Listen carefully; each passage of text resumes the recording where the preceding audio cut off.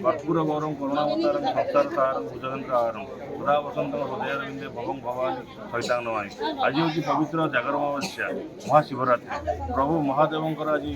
जागर यात्रा जहाँ को नहीं चलतंत्र हो उठी सब शैवपीठ। आम आज पहुँचु जगतसिंहपुर जिलार जो रही सर्वपुरातन शैवपीठ बाबा नंदेश्वर पीठ में जो सकाल श्रद्धा मानकर भिड़ जमिला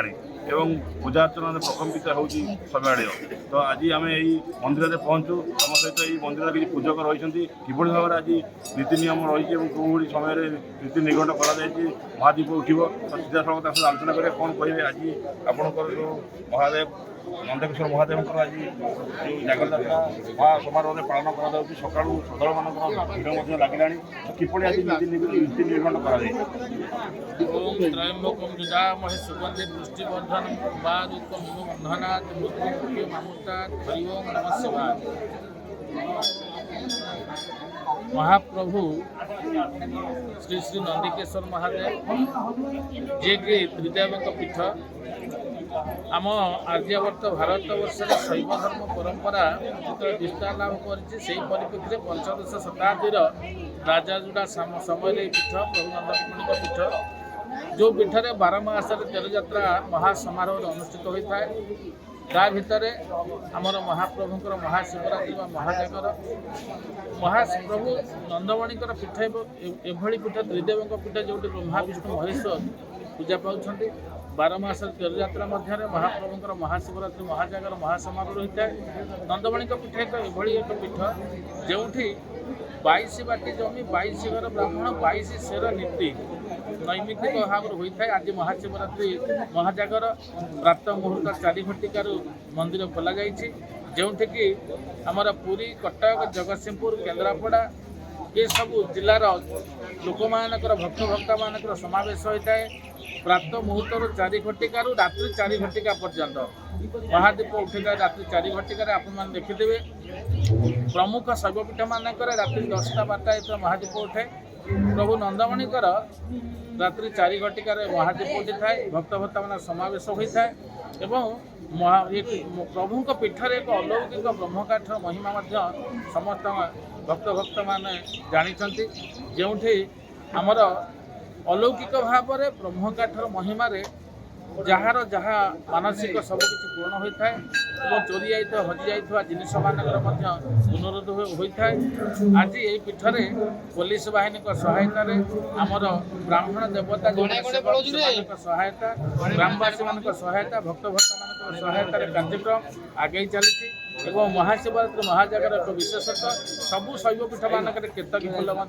प्रभु श्रीलिंग लगी होता है। आज आमर रीतिकांति सबू यथा समारोह समापित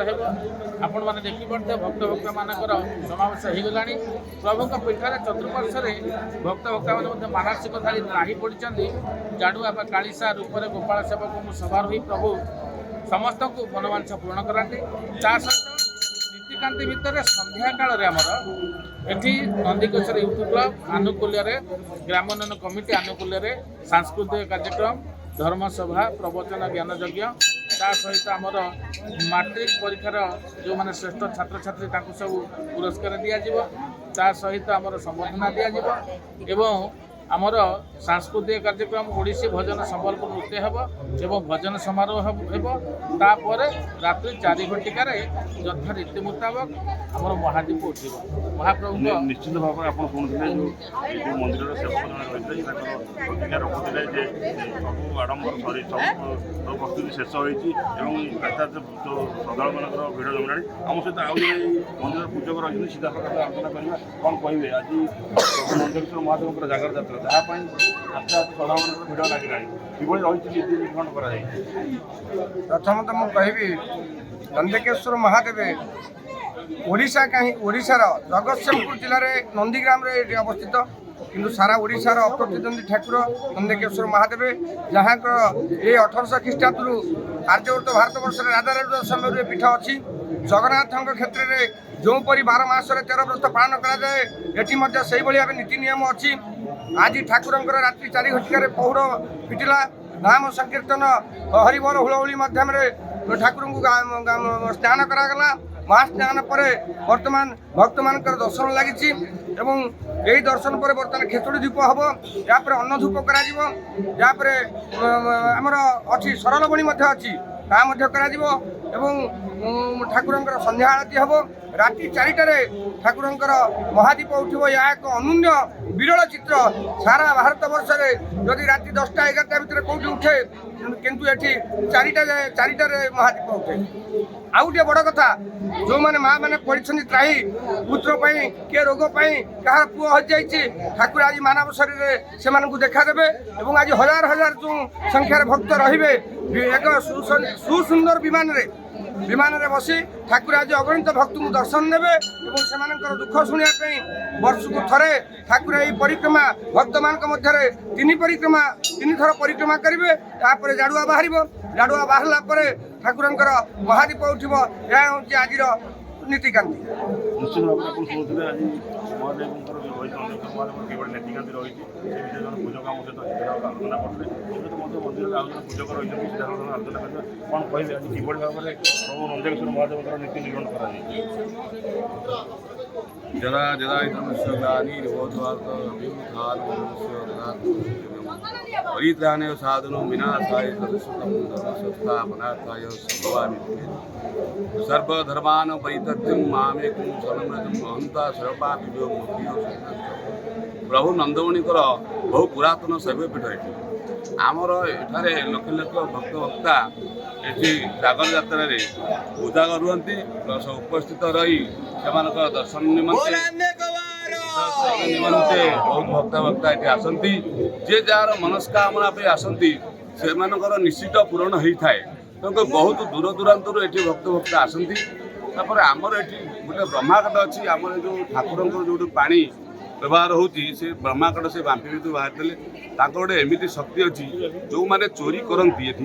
से आसिक निष्ठार ना से मानि जाती कि जदि नहीं रखिक संभालती मरती विभिन्न प्रकार रोग बजाय पड़ती तेणुक ठाकुर को आंतरिक भय रही जो मैंने शुणी ठाकुर विषय गोटे एमती शक्ति अच्छी चोरी कले से रखिपारे कि अपुत्रिक पुत्रदान ठाकुर गोटे शक्ति अच्छी पुत्रदान करेंगे को मानकर 5टा झील होती पुओटे होनी पुओं गोटे जब आसिक से ठाकुर पाखे आसी त्राई पड़ुंट पुत्र लाभ हो तेणुक आमर गोटे पुरातन इतिहास आम शुणीचु छोट बेलू आम शुणी आसु आमर ये गोटे जंगल था मांडेई गौड़ बोली जड़े से गाई जगुला गोटे आमर ये गोटे जो आमर उई हुंका गोटे तार गोटे गाई क्षीर दिएनि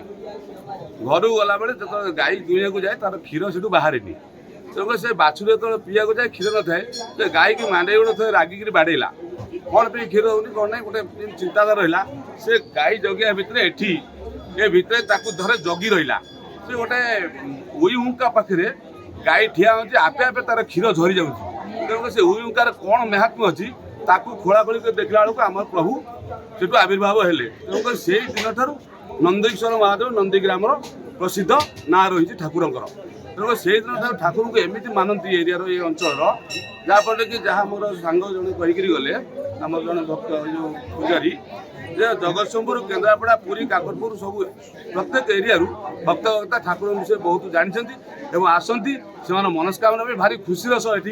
दर्शन करती कहार मनस्कामना किए आमर ये घोड़ा नाच किए पाला किए बहुत प्रकार ठाकुर को भी माने